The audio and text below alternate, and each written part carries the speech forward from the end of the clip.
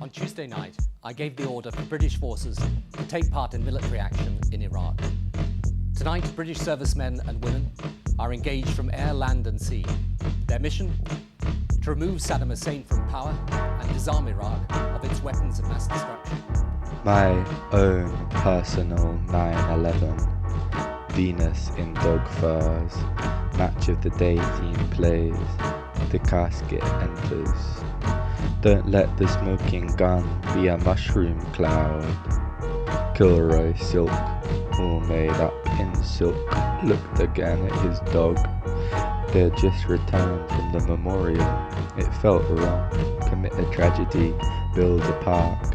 In this century, this seemed a vital motive. Kilroy silk couldn't stand to think about it.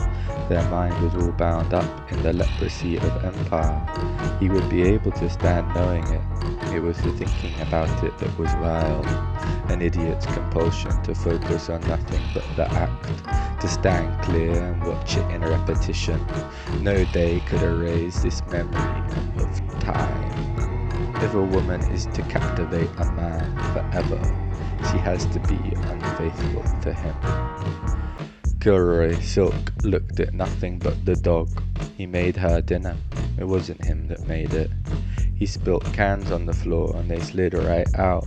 The place stunk with the massive pile of small cans, tubes of aluminium. But they could scarcely be bigger. How would they look then? Different, perhaps worse. The bitch was shaking her rump, placating her mouth. The bowl was always clean. He never washed it. There was a certain point where cans would just start looking comic. The bowl seemed almost too deep for its purpose. Certainly too deep for something that was always clean. The supreme gentleman swung a door and stuck in a stop, placing himself inside 4 posts all tight and tucked within. He wished only for someone to place a stop beyond his door. Kilroy silk lay stiller, willing with this his body to be colder. Mr. Silk, down in Gunina Yama, beneath the gallows of Camp Freedom, could think only of the worst. His Shahrazad, his Chevalier, his bitch, still but in a way displaced. He saw himself back there, watching her. It was meant for a man to get involved, nor to watch. If only he thought he might be greeted as liberator. But he lacked the esteem for intervention. He could do nothing. It was for her enjoyment that he suffered. But quietly he imagined that she might not enjoy it at all.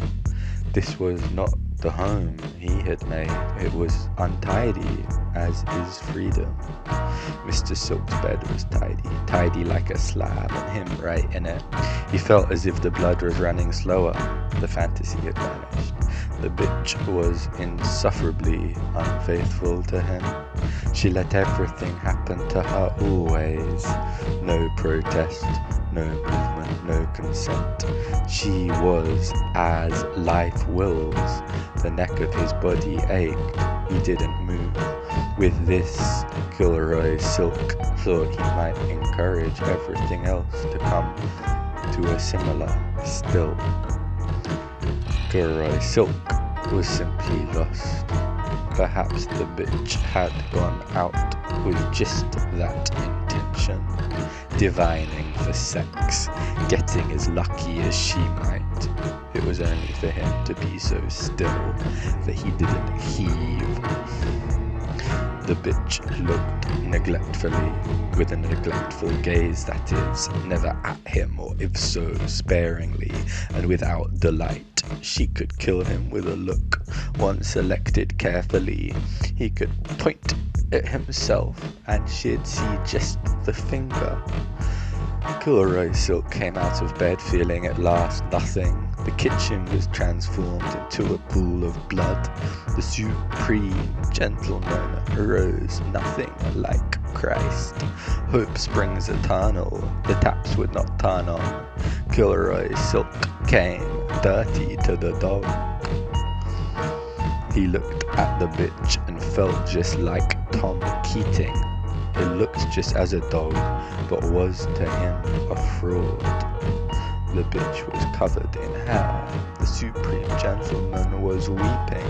He fell to his knees. The bitch produced itself in front of him. Tickled, it rolled to its back. Hairless but polite, Mr. Silk moved his hands to her neck. Mr. Silk wrung the dog. The dog accorded, seeking to please. The dog accorded. This was the issue, his issue, a man's issue. Kilroy Silk wrung her slowly as not to break a hair. The man at last breathed again. Left there, not breathing, the bitch will inevitably suffer a rebellion of worms. This was not custom but belief. Mr. Silk breathed out of passion and passion only, yet breathing as he was, he began to hope. Above all things, he hoped for just this, that the sun would go down on him, and as it did, it would shine not grievous, but understanding.